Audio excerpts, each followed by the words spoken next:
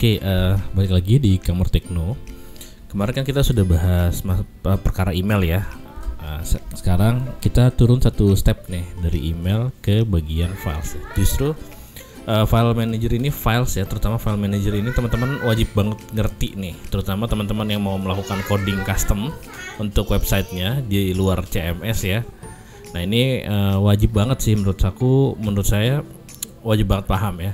Di antara ini semuanya ya kita akan bahas, nggak perlu satu-satu juga sih, kayaknya file manager aja cukup ya untuk kebutuhan website ya. Oke, coba saya izin tunjukin dulu. File manager itu mirip seperti Windows Explorer di Microsoft ya. Nah di sini adalah directory tempat yang go publikkan oleh pihak hosting ya. Nah di sini ada public HTML ya teman-teman, perlu dicatat. Public HTML ini adalah folder atau directory yang sama provider itu di host atau di share keluar gitu. Jadi yang bisa diakses dari jaringan luar ya, jaringan internet kita sebutnya ya. Nah ini adalah domain utamanya, public HTML-nya adalah sekombayangkara.co.id. Dia kebetulan websitenya sudah saya delete, jadi dia nggak nongol di sini. Oke, nanti setelah penjelasan cPanel kita akan coba install Sekombayangkara di domain utamanya lagi. Yang ini nanti akan saya hapus semua. Dan semoga ini ya, nanti ada gambarannya ya. Oke, di sini teman-teman bisa melakukan penambahan file ya seperti ini, create new file atau folder ya. Jadi kalau mau ngerapihin bisa folder gitu. Nah, di sini ada copy juga, ada move dan ada upload ya. Kalau teman-teman ada file-file custom yang mungkin dari local storage atau dari laptop mau diupload ke hosting ya supaya bisa dibuka online, bisa upload ke sini aja nih. Nih, saya akan coba panggil index2.php ya. Caranya gini teman-teman. Sekombayangkara sebagai domain utama, kemudian kita ketik index2.php. Iya, ini yang ini ya. Ini yang keluar. Ini sebetulnya file awal pada saat kita beli domain dan hosting sih. Kita dikasih file dummy lah. Ini file PHP file ini. Nah, tekan teknis rumah web. Kebetulan karena saya ini kenapa file rumah web semua? Ya karena saya hostingnya di rumah web. Itu sih jawabannya.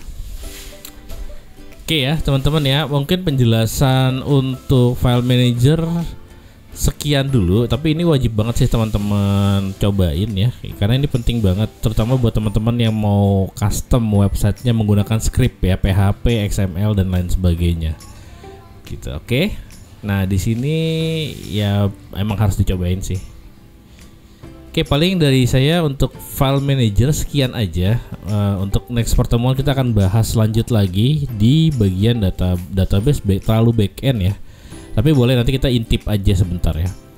Oke, paling untuk bagian files yang perlu diperhatikan, file manager sih wajib paham sih teman-teman, wajib paham ya. Masalah image, directory privacy ini kan agak back end ya, ini permission ya. Kalau teman-teman ngerti Linux, nah mungkin boleh nih mainan di sini nih, directory privacy ini. Nah ini dia. Kalau ngerti Linux ya, kalau tidak ngerti ya diabaikan saja. Gitu. Adapun untuk image atau gambar ya teman-teman nggak usah hosting di sini, nggak usah pasang di sini. Nanti kita pasang gambar atau upload gambarnya di dalam WordPress-nya saja, gitu ya. Oke, disk usage adalah statistik penggunaan disk untuk teman-teman ini. Teman-teman cek ya, sebenarnya di sebelah kanan ada nih statistiknya, sama aja ini. Web disk juga sama kok. Web disk. Nah, disk usage-nya tuh 2,71 GB. Ininya unlimited ya. Artinya teman-teman bisa simpan data bergiga-giga banyaknya lah. Tapi tidak ada yang benar-benar unlimited teman-teman ya. Teman-teman harus cek di sini nih InNotes. InNotes ini kalau saya riset ya, dia adalah bagian terkecil dari sebuah file. Contohnya kayak kalau di Excel tuh ada cell ya. Itu adalah bagian terkecil dari Excel gitu. Oke, kita buka deh cell gimana ya. Saya kebetulan ada sampel dokumennya, suspension slip ya. Nah ini saya klik di sini, sel T15 ya, kolomnya T, row-nya 15. Nah ini adalah bagian terkecil dalam Excel. Kita sebutnya cell lah. Sedangkan di website kita sebutnya InNotes. gitu. E-notes-nya apa ya? Misalnya gini, teman-teman, email account ya. Saya punya 10.000 email account. Nah, berarti e-notes-nya sama dengan 10.000 dari satu ini. Ini kan 53.762 kan. Nah, bisa dia tergabung dalam beberapa bagian ya. Bisa jadi dari email, bisa jadi dari website, komponen-komponen website ya, file-file website. Nah, itu dihitung satu-satunya tuh. Oke, kita buka lagi deh. Saya mau jelasin e-notes dulu dikit ya. Nah, di public HTML, nah misalnya ini nih, ini satu e-notes, ini satu e-notes, ini satu e-notes ya. Nah, menurut saya ini malah lebih pelit dibanding this usage-nya yang di limit ya.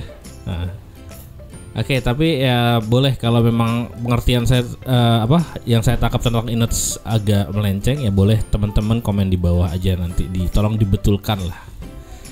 Oke ya, paling segitu aja sih. FTP account